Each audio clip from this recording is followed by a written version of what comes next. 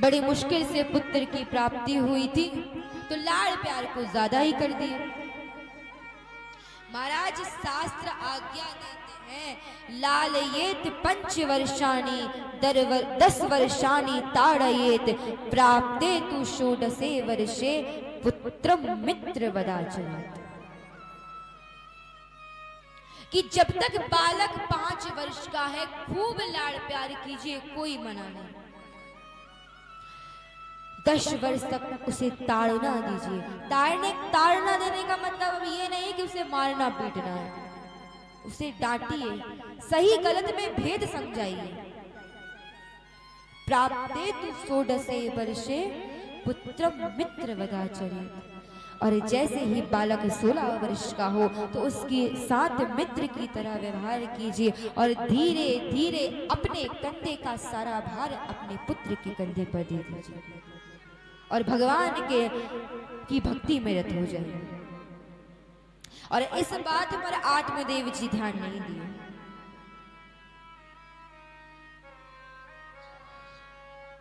आत्मदेव जी के मन में आज फिर से बड़ी ग्लानि हुई। महाराज फिर से वन को चले गए।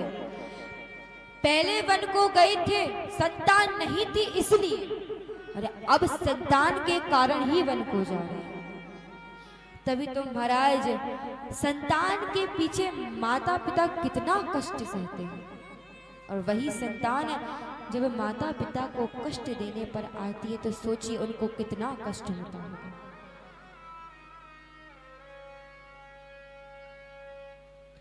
जिसकी खुशियों की खातिर रातों की नींद गवाई, उसने उसकी खुशियों की जीते जी चिता जलाई। जिसको चाहा था इन्होंने इस जान से बढ़कर प्यारा, उसे वक्त भला क्या मारे जिसको औलाद ने मारा। महाराज इन औलाद की खातिर इंसान फिरता है मारा मारा, उसे वक्त भला क्या मारे जिसको औलाद ने मारा। उसे वक्त भला क्या मारेगा महाराज जिसकी संतान ही ऐसी हो।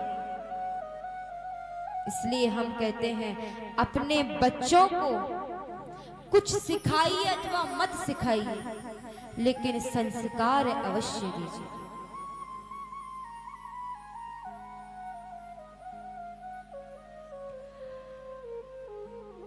आप कहते हैं कि बच्चे हैं, भजन कीर्तन में जाकर के क्या करेंगे? अरे महाराज भजन कीर्तन में बच्चे जो सीखेंगे उसी उम्र में सीखेंगे जब वो छोटे होंगे।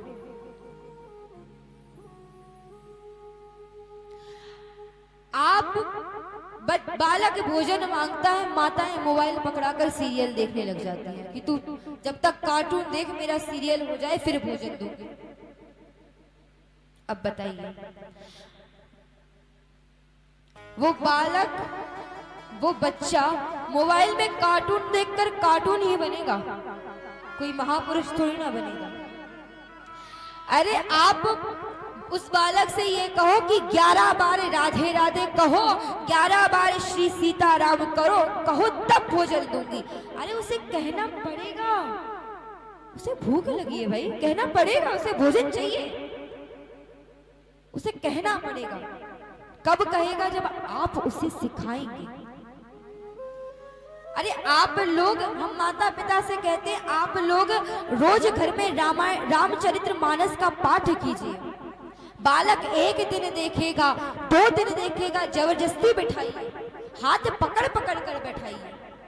अरे 1 दिन नखरे करेगा, 2 दिन नखरे करेगा, 10 दिन नखरेगा, महीने भर नखरे करेगा, अरे फिर भी उसके दिमाग में कोई बात तो आएगी कि मेरे माता पिता जब ये ग्रंथ को पढ़ रहे हैं, इस किताब को पढ़ रहे हैं, तो इसमें कोई ना कोई बात तो होगी। इसमें क्या लिखा है?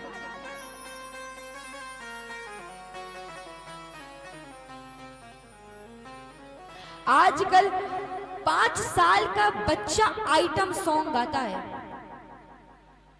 जो भी ब्लॉकबस्टर मूवी होगी महाराज, सबसे पहले माताएं थिएटर में मूवी दिखाने के लिए लेकर जाएंगी, कोई भी मूवी निकल आए। अब आप बताइए, वो 5 वर्ष का बालक, वो 6-7 वर्ष का बालक जब फिल्मों में ये अश्लील गाने सुनेगा, अश्लील गाने देखेगा, तो आप बताइए वो बलात्कारी बनेगा या हरिश्चंद्र बनेगा? आपसे निवेदन करूं, आप अपने बच्चों को कुछ मत सिखाइए या सिखाइए, पर बच्चों को संस्कार हमेशा दीजिए। हमारे गुरुदेव एक बहुत बढ़िया बात कहते हैं कि बच्चों को शिक्षा तो कहीं से भी मिल सकती है, लेकिन संस्कार हमेशा घर से प्राप्त होते हैं।